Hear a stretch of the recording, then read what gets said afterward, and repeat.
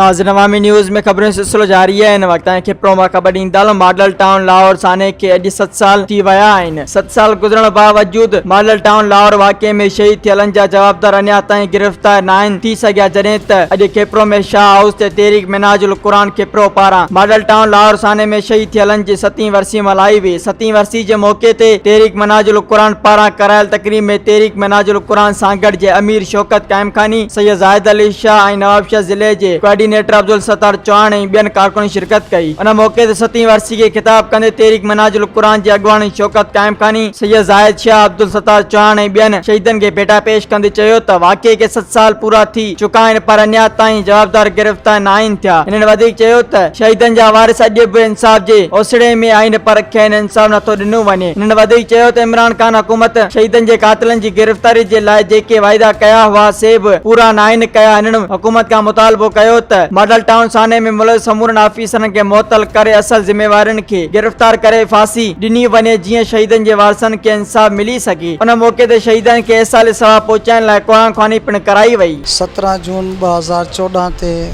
साने model town जे हवाले सां 14 माण्हू शहीद थिया, 100 खां वधीक ज़ख़्मी थिया। उन सिलसिले में अॼु 7वीं वरसी आहे ऐं शहीदनि जे इसाले सवाब जे लाइ असां क़ुरान ख़वानी जो इतमाम कयो आहे, एहतिजाज जे लाइ प्रोग्राम रखियो वियो आहे। जीअं त सॼे मुल्क में एहतिजाज आहे ऐं कानूनी तौर ते सुप्रीम कोर्ट में इन जी पिटीशन हले पई।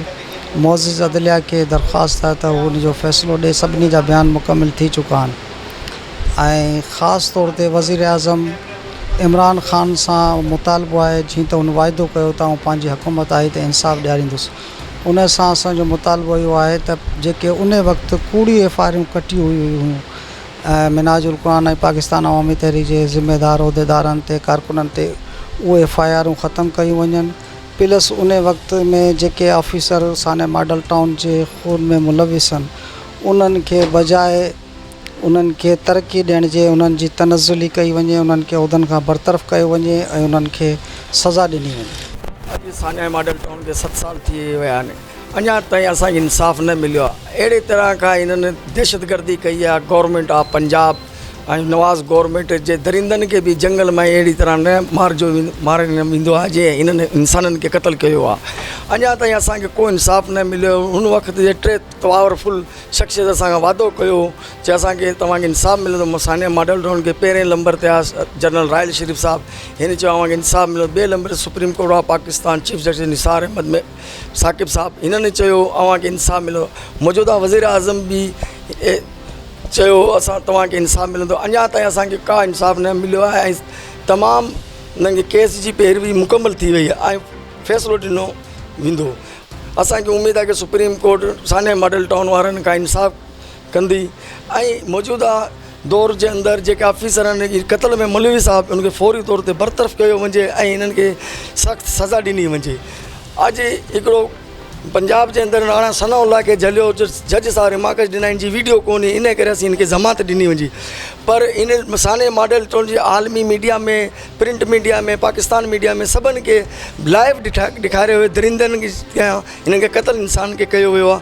जे हुननि हैफ़ इंसाफ़ करण वारे जज ते जे वीडियो कोन्हे, नारायण सनाउल्ला जे लाइ वीडियो कोन्हे, त साने मॉडल टाउन जे लाइ सबूत विटनेस ऐं वीडियो मौजूदु हुई पर असांखे इंसाफ़ न मिलियो आहे। 7 साल थी विया आहिनि सानिया मॉडल टाउन खे ऐं इंसाननि जो तमामु दर्दनाक जेको मौत आहे उनजो अञा ताईं फ़ैसिलो न थी सघियो आहे।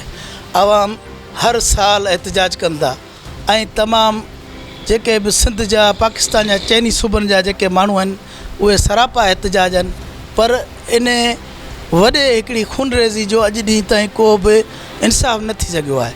नंढड़ी बसमा जंहिंजी माउ जे मुंहं ते पिस्तौल रखी करे गोली हई वई हुई, उहा वेचारी रोईंदी रही। उन वक़्त जे चीफ जस्टिस वाइदो कयो तव्हांखे जल्द इंसाफ़ ॾिनो वेंदो पर अॼु ॾींहुं ताईं उहो इंसाफ़ न थी सघियो आहे।